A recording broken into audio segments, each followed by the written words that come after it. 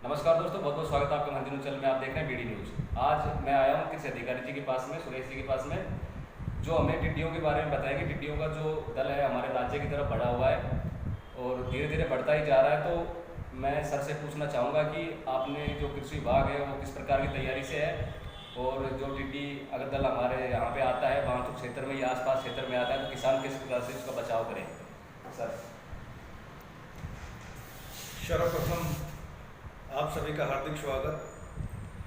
किसान भाइयों, राम राम। जैसा कि आप सबको विदित है कि हमारे राज्य में पिछले कुछ दिनों से लगातार टिड्डी दलों का आगमन हो रहा है और आगे भी लगातार टिड्डी दलों के आगमन की संभावनाएं बनी हुई हैं।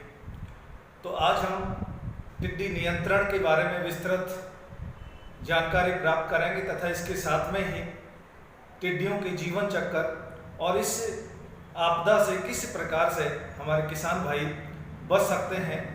टिड्डी नियंत्रण के लिए हमारे विभाग ने हमारे क्षेत्र के लिए क्या क्या तैयारियां की हैं, उनके बारे में आज हम जानेंगे।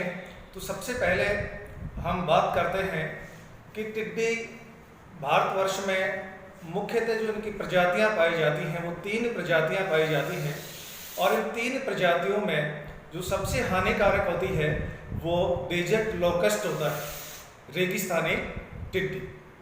ये सर्वाधिक हानि पहुंचाती है। और इस कीट की हम बात करें तो ये पॉलीफेगस कीट होता है, सरवभक्षी, किसी भी पौधे को खाकर नुकसान पहुंचा सकता है। तो इस कारण इस कीट को सरवभक्षी कीट के नाम से जाना जाता है। दूसरी इस कीट की विशेषता की हम बात करते हैं, ये अंतरराष्ट्रीय शत्रु के नाम से भी जाना जाता है। इसे इंटरनेशनल एनिमीज भी कहते हैं, क्योंकि प्रवासी कीट है, एक स्थान से दूसरे स्थान पर आसानी से गमन कर लेता है, अर्थात दूसरे स्थानों पर आसानी से पहुंच जाता है और किसी भी क्षेत्र में पहुंचकर फसलों को नुकसान पहुंचा सकता है। तो इस कारण इसे अंतरराष्ट्रीय शत्रु भी कहा जाता है। बात करते हैं किसके जीवन चक्र की, कि टिड्डियों का जीवन चक्र कितने दिन में पूर्ण होता है और कितनी इसमें अवस्थाएं होती हैं। देखिए किसान भाइयों, सबसे पहले हम बात करें तो लगभग वर्षा ऋतु में भारत और पाकिस्तान में ये टिड्डियां प्रजनन करती हैं। उसके बाद में इनसे जो उत्पन्न दल होते हैं, क्योंकि जो इसके दल करोड़ों लाखों में होते हैं, और ये दल लगभग सितंबर माह में ईरान और अरब देशों में चले जाते हैं, वहाँ ये प्रजनन करते हैं। क्योंकि इसके प्रजनन के लिए रेतीली मिट्टी और नम युक्त क्षेत्र जरूरी होते हैं। तो वहाँ बसंत और शरद ऋतु में वर्षा होती है, जिसके कारण ये वहाँ लगातार प्रजनन करते रहते हैं। उसके बाद में मई जून माह में ये अरबी देशों से, अफ्रीका जैसे देशों से पहुंचकर, इराक के रास्ते से पहुंचकर भारत और पाकिस्तान में पुनः प्रवेश करता है और ये लगातार प्रजनन करता रहता है। वहां जाकर प्रजनन करता है, वहां से दल उत्पन्न होते हैं, हमारे भारत और पाकिस्तान में आते हैं और फिर फसलों को नुकसान पहुंचाते हैं। तो इस प्रकार ये लगातार प्रजनन करने की क्षमता इसमें पाई जाती है, और ये इस कारण ही संभव है क्योंकि एक स्थान से दूसरे स्थान पर जाने में सामर्थ्य रहता है।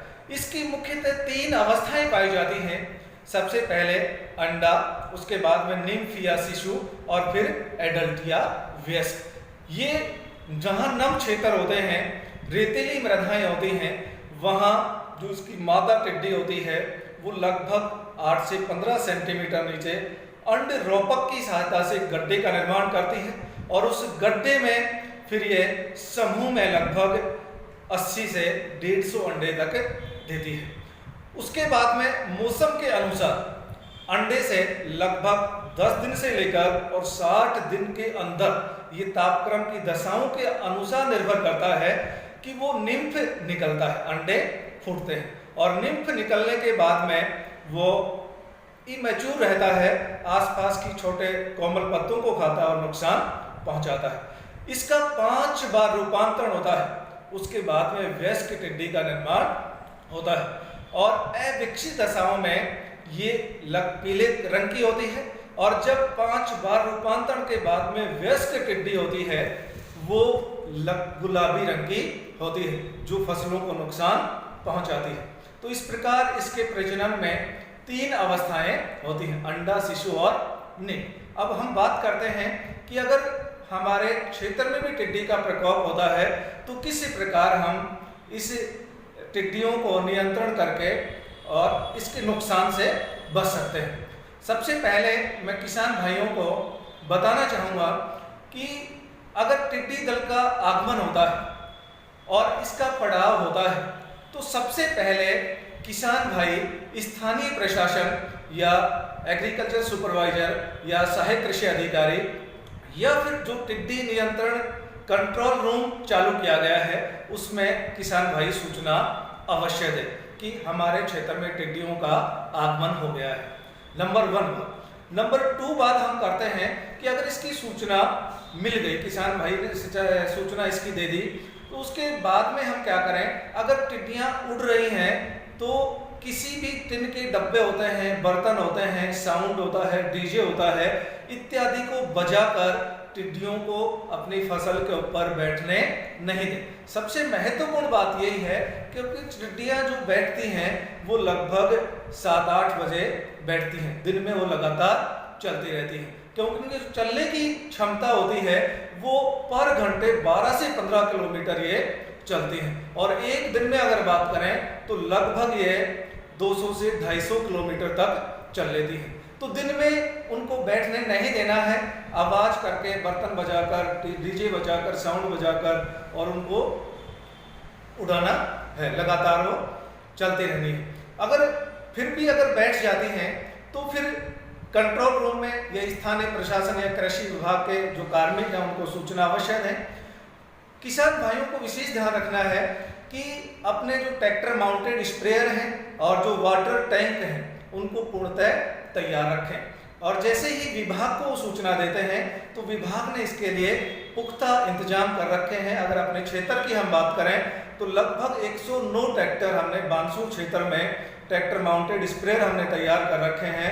साथ में ही लगभग हमने 40 से 50 वाटर टैंक तैयार कर रखे हैं और जो कीटनाशक है जिसका प्रयोग हम इसको नष्ट करने में करेंगे वो हमारे पास पर्याप्त मात्रा में पहुंचा दिया गया है।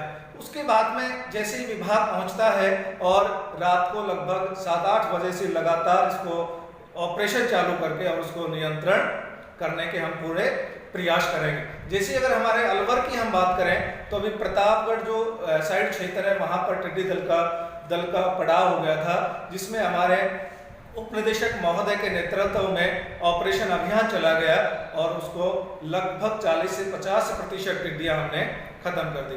तो इस प्रकार किसान भाइयों की सहयोग की हमें अपेक्षा है। विभाग तो पूर्णतः इसके लिए तैयार है, पर्याप्त मात्रा में हमारे पास कीटनाशक हैं, पर्याप्त मात्रा में हमने ट्रैक्टर माउंटेड या स्प्रेयर्स को तैयार कर रखा है। साथ में ही हमने पर्याप्त मात्रा में टॉर्च भी तैयार कर रखी है। तो अगर प्रकोप होता है तो किसान भाई अवश्य सूचित करें और जो इसके कंट्रोल रूम नंबर है हमारे ब्लॉक में, उस कंट्रोल रूम के नंबर की मैं आपको जानकारी देना चाह रहा हूं कि जो हमारे बानसूर क्षेत्र में कंट्रोल रूम नंबर है 91 66 11 43 59, 91 66 11 43 59 और दूसरे नंबर हैं 97 85 37 82 44। ये दोनों नंबर 24 घंटे चालू रहते हैं।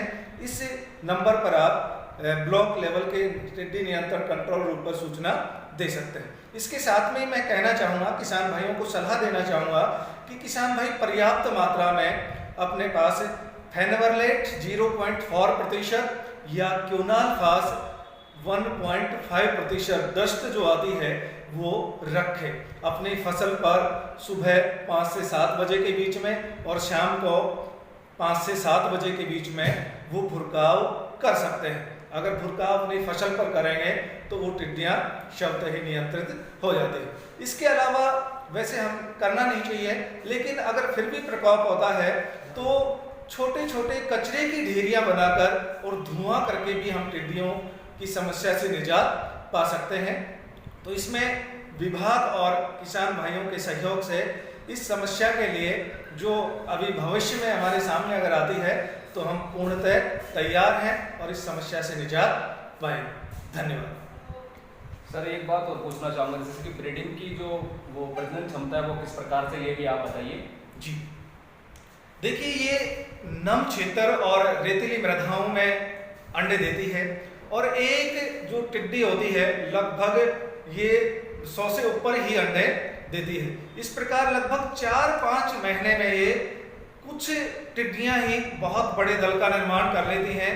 तो सबसे पहले हमें ये करना है कि ब्रीडिंग जहां इसकी होती है उन क्षेत्रों की हम गहरी जुताई करें और निम्फ निकलने के बाद में कीटनाशक दवाओं का छिड़काव करके उनको नष्ट कर दें, अन्यथा 4-5 महीने में फिर वो एक दल का निर्माण कर लेती है।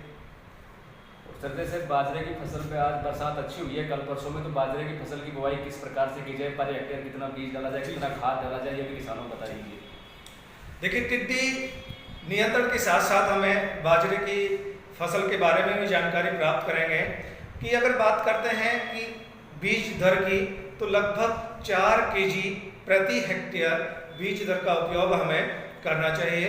हमारे रेतीले क्षेत्रों में सफेद लट नामक कीट का अधिक प्रकोप होता है, तो इसकी समस्या के लिए हम क्या करें, बीज को उपचारित करके बुआई करनी चाहिए। जैसे क्लोरोपाइरिफॉस 20 cc होता है, इससे हम उपचारित कर और इस सफ़ेद लटकी कीट की समस्या से निजात पा सकते हैं।